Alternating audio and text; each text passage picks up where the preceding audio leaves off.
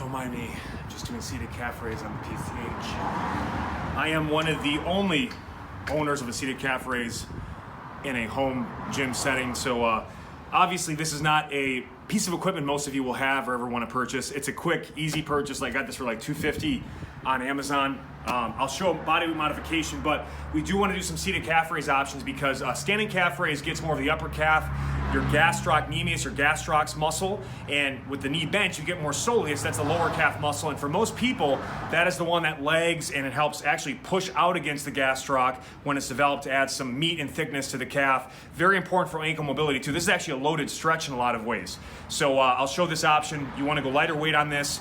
We're going very slow controlled tempo for 3 straight minutes, and even when you have to pause or rest, you're resting in that stretch position, intraset stretch. So I'm set up on the balls of the feet. I'm gonna start with a stretch. Initially too, what I'll do is I'll just kind of push down and get more tension in that bottom position. Do a deep belly breath and sink in, and here we go. We're gonna go slow 2 seconds up, squeeze for 1, 2, lower for 2, hold for 2. That's 1 rep. We're gonna get 3 straight minutes of this. 2 up, 2 hold, 2 down, 2 hold. Keep repeating that pattern. One of my favorite ways to build the calves. Most people do calf raises, they'll do like, even if they do 20 reps, they'll do a rep per second and be done in 20 seconds. This is a muscle group that is very slow twitch, very resistant to fatigue, and really responds well to long duration time intersets, slower tempos. If you go really fast, you're just using your Achilles tendon and you're not really using the muscles as much. So when trying to build a muscle, you gotta slow things down. Here's a nice option, all right?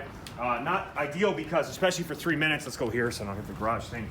It's gonna be really tough on the quads, and you wanna get as low as you can. So maybe for the first minute, you're in a lower position, second minute, you're a little higher, third minute, you're a little bit higher, your rest pause is needed.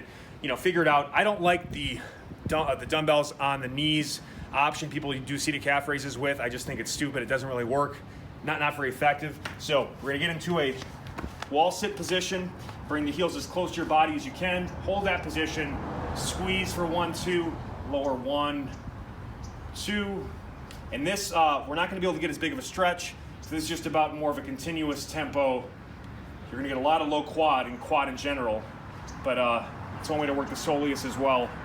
Or by the way, you can also just do a previous standing calf raise option and just say you're not gonna get a lot of soleus work in this program. But again, I just wanted to show you what I use, what I recommend. The gold standard to calf training in general is you gotta do some straight legged and some bent knee or bent legged options for maximum development, so the choice is yours.